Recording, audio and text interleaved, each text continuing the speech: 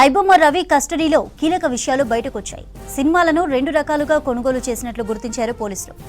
Cam కార్డర్ ప్రింట్కు ఒక్కో సినిమాకు $100, HD print మూవీకి $200 చెల్లించినట్లు తెలిపారు. కోవిడ్ తర్వాత ఆన్లైన్ సినిమాలకు ప్రేక్షకులు పెరిగారని ఐబొమ్మ రవి చెప్పారన్నారు. రవి నిర్వహించిన 7 బ్యాంకు ఖాతాల్లో 13,40,00,000 లావాదేవీలు జరిపినట్లు ఐడెంటిఫై చేశారు. ఆన్లైన్ బెట్టింగ్ యాడ్స్తో ఒకేసారి 1,78,00,000 ఆదాయం వచ్చిందన్నారు. ట్యాక్స్ సమస్యలు రాకుండా సోదరి చంద్రికకు 90 లక్షలు బదిలీ చేశాడు రవి. నగదు లావాదేవీలన్నీ విదేశీ కరెన్సీ రూపంలోనే రవి నిర్వహించాడు. కుకట్పల్లి ఉషా ముల్లపూడి దగ్గరలో ఆఫీస్ పెట్టి కార్యకలాపాలు నిర్వహించినట్లు గుర్తించారు పోలీసులు. పైరసీ కోసం 10 మందిని నియమించుకున్నట్లు తెలిపారు పోలీసులు. రాకేష్ అనే విధేయుడితో ట్రేడ్ మార్క్ లైసెన్స్ పొందారన్నారు. బెట్టింగ్ పైరసీ డబ్బులతో ఐబొమ్మ రవి విలాసవంతమైన జీవితం గడిపారని చెప్పారు.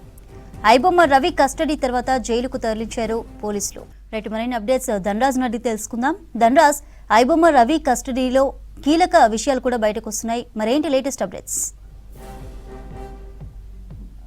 చంద్రిక, ఐబొమ్మ రవిని 12 రోజుల పాటు సిసిఎస్ పోలీసులు కస్టడీ తీసుకొని విచారించినటువంటి క్రమంలో చాలా కీలకమైనటువంటి విషయాలను రాబట్టగలిగారు. ఆ తర్వాత వచ్చినటువంటి నివేదికనంతా కూడా ఇటు కోర్టుకు సమర్పించారు. అయితే ఇందులో ముఖ్యంగా చూసినట్టయితే 2009 నుంచి ఐబొమ్మ రవి చూసినట్టయితే కరేబియన్ దీవుల వేదిక చేసుకొని అక్కడ పెద్ద ఎత్తున ఈ ఐబొమ్మ అదేవిధంగా బప్పం టీవీలలో పెద్ద ఎత్తున పైరసీకి సంబంధించినటువంటి సినిమాలను కొనుగోలు చేసి వాటన్నిటిని అప్లోడ్ చేసి పెద్ద ఎత్తున కోట్లాది రూపాయలను సంపాదించారనే వ్యవహారాలను కూడా ఇటు పోలీసులు రాబట్టగలిగారు. అయితే బప్పం టీవీ అదేవిధంగా ఐబొమ్మకు సంబంధించినటువంటి 2 డొమైన్లను కొనుగోలు చేశారు. ఒక్కొక్క పైరసీకి సంబంధించినటువంటి సినిమాకు చూసినట్టయితే హెచ్డీకి సంబంధించినటువంటి క్వాలిటీ ఉన్న సినిమాను $200 పెట్టి కొనుగోలు చేసి ఆ తర్వాత దాన్ని అప్లోడ్ చేశారు.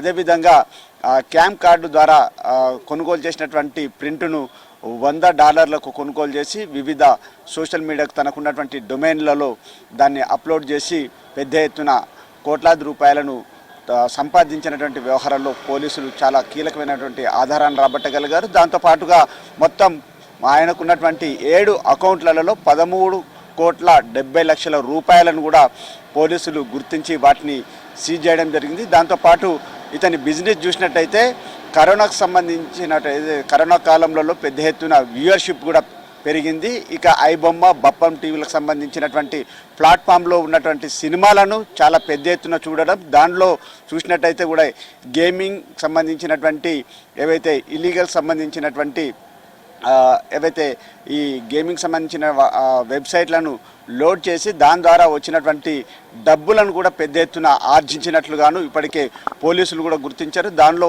సొమ్ము చేసుకున్నటువంటి రూపాయలు 1,70,00,000గా గుర్తించడం జరిగింది. దాంతోపాటుగాను ఇక మొత్తం వివిధ 7 ఖాతాలలో ఉన్నటువంటి వాటిలలో తనకు ఇన్కమ్ ట్యాక్స్ సంబంధించినటువంటి సమస్యలు తలెత్తుతాయని భావించినటువంటి క్రమంలో తన చెల్లె అయినటువంటి చంద్రిక ఖాతాకు కూడా 90 లక్షల రూపాయలను బదిలీ చేశారు. మొత్తం ఈ వ్యవహారాన్నంతా కూడా తాను అంటే ఐబొమ్మ రవిగా ఉన్నటువంటి తన పేరును ప్రహ్లాద్గా మార్చుకొని మొత్తం దేశ విదేశాలలో మొత్తానికి మకం మార్చుతూ చాలా పెద్ద ఎత్తున విలాసవంతమైనటువంటి జీవితాన్ని కూడా గడిపినట్లుగాను ఇప్పటికే పోలీసుల కస్టడీలో 12 రోజుల పాటు విచారణలో చాలా కీలకమైనటువంటి విషయాలను కూడా వెల్లడించారు. దాన్ని అంతా కూడా కోర్టుకు సమర్పించడం జరిగింది. ముఖ్యంగా చూసినట్టయితే 2009 నుంచి ఐబొమ్మ రవి ఇక కూకట్పల్లిలో ఉన్నటువంటి ఒక కార్యాలయాన్ని వేదికగా చేసుకొని అక్కడి నుంచే తన మొత్తం టీంని అంతా కూడా ఏర్పాటు చేసుకొని ఈ ఐబొమ్మ బప్పం సంబంధించినటువంటి వాటిని అన్నిటిని కూడా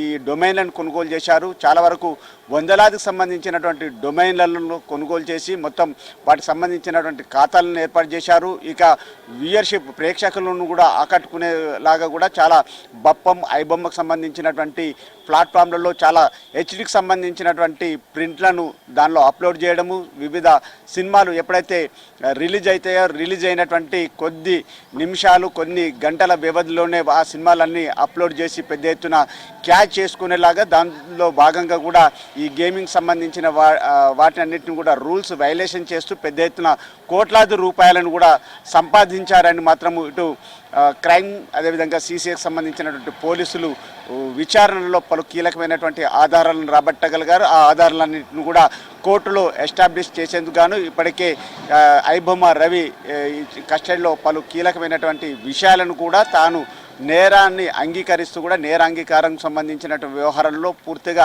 నేరాన్ని కూడా అంగీకరిస్తూ ఒప్పుకోవడం జరిగింది. దాంతోపాటుగాను ఇక మొత్తం కోట్లాది రూపాయలలో వివిధ బ్యాంక్ సంబంధించినటువంటి అకౌంట్లను అన్నింటిని కూడా పోలీసులు సీజ్ చేశారు. ఇక తన సోదరి సంబంధించినటువంటి చంద్రిక అకౌంట్లో ఉన్నటువంటి 90 లక్షలను కూడా గుర్తించడం జరిగింది. ఇక తనకున్నటువంటి మొత్తం టీంకి సంబంధించినటువంటి వారి వివరాలను కూడా వెల్లడించారు.